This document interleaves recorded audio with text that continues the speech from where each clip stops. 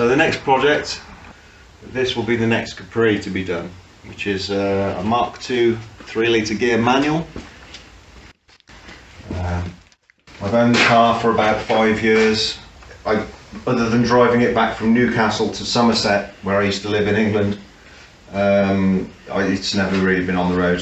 I trailered it over here from the UK into Portugal to finish the restoration, where it's sat in my garage in Portugal for 2.5 years. So I do need to finish it.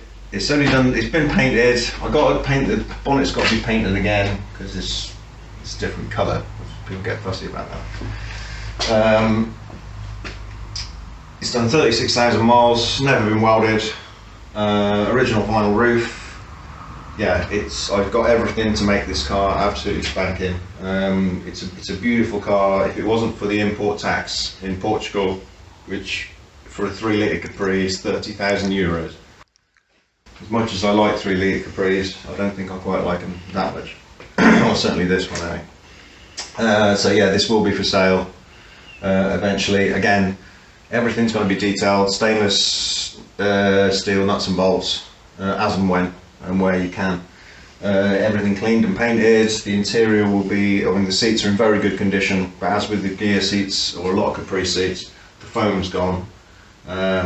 That's an age thing. It doesn't matter how much use that they do or don't get. So the guy, the trimmer, Spiffador, is going to be re-foaming the seats, but the material itself is in really good condition, so that's really good. There's various, as you can see, there's various other Capri parts here. I've got however many Capris, quite a few.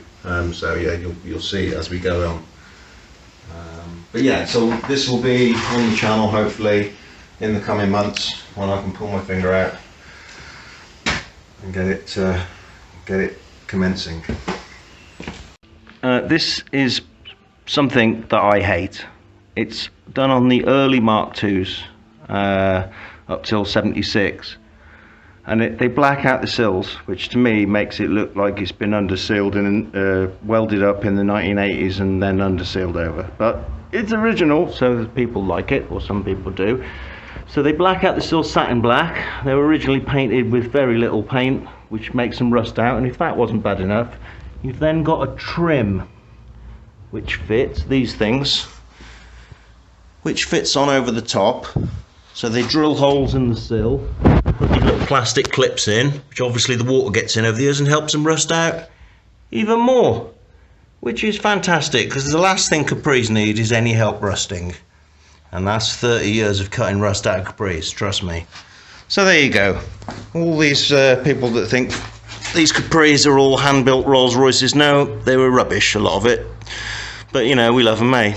Trims are on and looking like it was welded up in the 80s. But you know, there we go. And we're about to put this little beauty in. All like taken back to bare metal, etch primed, lots of lovely 2-pack black, new wheel cylinders, obviously, new brake lines, all these have been cleaned and freed up, everything's clean, and we're going to take this one out. Look at that petrol tank, isn't it beautiful? As I say, the car is body colour underneath, as you can see. So yeah, that axle's coming out, and we're putting that one in. Okay, so axle is in place. So the way I do this, you know, I'm sure everyone's got their own way, but easiest for me because I usually have to do it on my own because everyone else is in the pub, I suppose, or working, or you know, that sort of nonsense.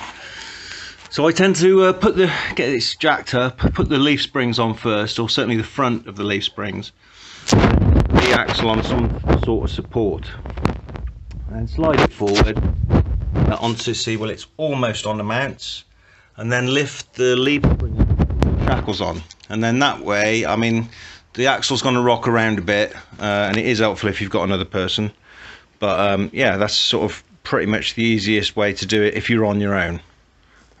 You know, if you haven't got any friends like me, then you know, not much choice really. So anyway, yeah, we're back. We're just building up the engine. I did the top end on it about 3 or 4 years ago.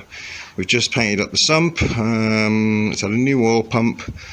It's only done 36,000, so why new oil pump, you ask? I don't know. When I was driving it back, the oil pressure wasn't great on it, but I've had the crank out of it. All the bearings are virtually brand new. They haven't even worn the coating off. But there was a little bit of wear in the oil pump gears, so yeah, we've put a new oil pump in it. We've had the flywheel face. There's a new clutch going on it. We've painted up the gearbox. Carlos just cleaning up the inlet manifold, which got a bit of overspray on it. So we're going to put the gearbox bell on the back of the engine, where it usually goes, and then I'll put it in from underneath. So the next video, or next section of this video, will be us putting the engine in, and I'll show you why and how I put them in from underneath. I'd just like to point out, this is getting a brand new Motorcraft 3 litre clutch. My God, I know people that would kill for this.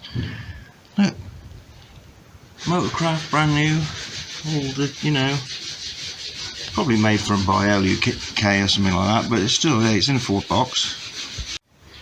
So here we are on a lovely sunny Monday morning in September, 37 degrees today.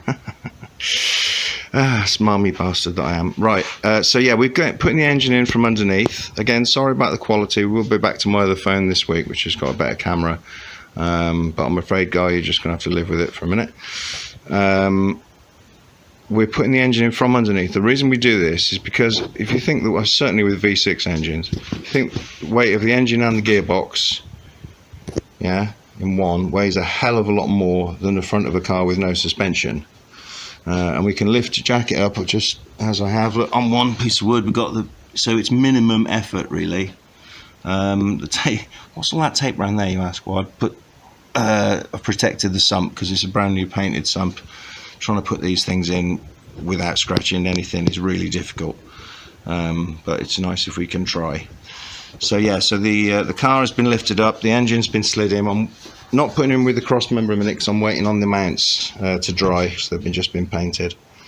So we're going to drop it down. I've got the gearbox mount to go on.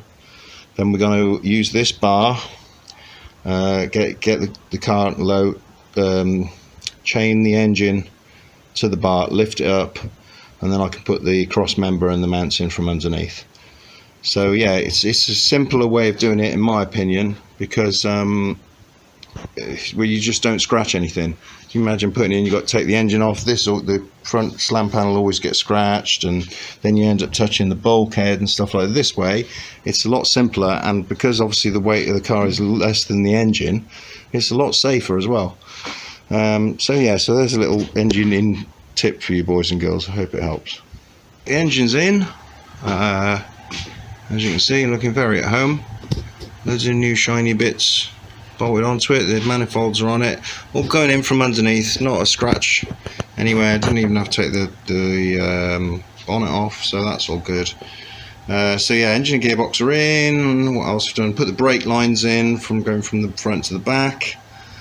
Yeah, the engine cross member is all sorted, the gearbox cross member's in, handbrake's all rigged up now, and it's time to put the prop shaft on, which is all nice, shiny and new bits and things. So after that we're going to put the exhaust on, so probably try and get it started up over this weekend.